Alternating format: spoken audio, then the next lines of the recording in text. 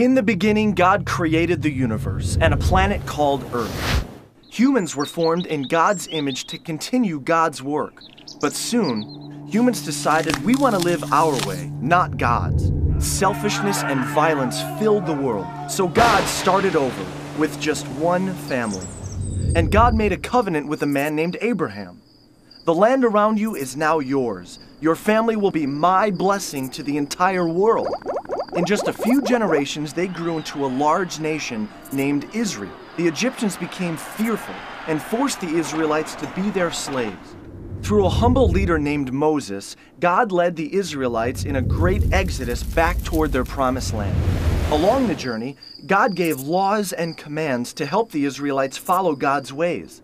Finally, after 40 years of struggle and complaining in the desert, the Israelites arrived back home in the promised land. In victory, the people worshiped God, but soon after, they turned from God and lived their own rebellious ways.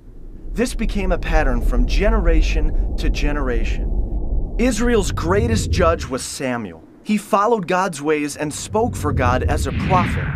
He told Israel that God was the only king they ever needed. But they desired to be like the corrupt nations surrounding them and insisted, "We want a human king who we can see to rule over us just like the other nations." So Samuel found a man named Saul to be Israel's first king. His reign began well, but before long, Saul stopped following God's ways and made many bad decisions. So Samuel told Saul, "Because you have turned your back on God, God has rejected you as a king." Samuel's search for the next king led to a courageous young shepherd boy named David. When David grew up to be king, God blessed him and the Israelites greatly. But David was not perfect. He had an affair with a married woman and committed a murder to cover it up. But deep inside, David always loved God and would return to living in God's ways. Known as the poet warrior, he wrote music to God called psalms, heartfelt expressions of prayer, struggle, and thankfulness. After many years as king, David gave the throne to his son Solomon. God also told David, "One day, one of your descendants will rule with a kingdom that will never end." Solomon succeeded his father David, becoming the richest king in Israel's history. Full of God's wisdom, Solomon wrote books like Proverbs and built a magnificent temple, a permanent tabernacle reminding people of God's continual presence. But Solomon strayed from God, marrying corrupt wives who led him into worshiping false gods. Civil war broke out, dividing the country into a northern kingdom called Israel and a southern kingdom called Judah. Soon, both of these kingdoms were led by corrupt kings who ignored God's ways. During this time, prophets were sent as messengers, calling the Israelites to return to God. They warned of the destructive consequences ahead.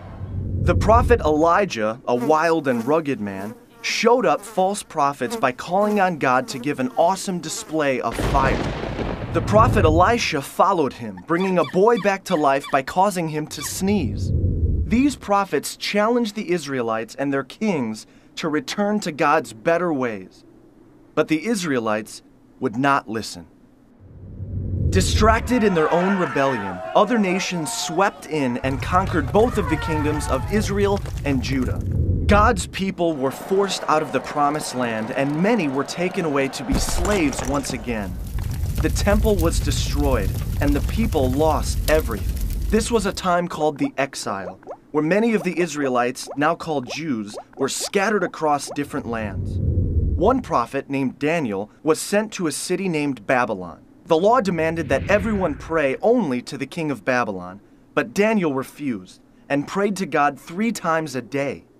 So Daniel was thrown into a pit of hungry lions. But God closed the mouths of the lions, and Daniel emerged the next morning without a scratch. Though scattered, God was still watching over the Jewish people, and God gave them hope, speaking through the prophet Jeremiah's words. "I'll make a new covenant with the people of Israel, returning them to the promised land and filling their hearts and minds with my ways." 60 years later, this hope was realized. The Persian Empire freed the Jewish people to return to their promised land. A small number gathered back in the capital city of Jerusalem, and a new, smaller temple was built under the leadership of Ezra. Reunited, they celebrated and shouted with joy. But the elders wept in remembrance of what was lost.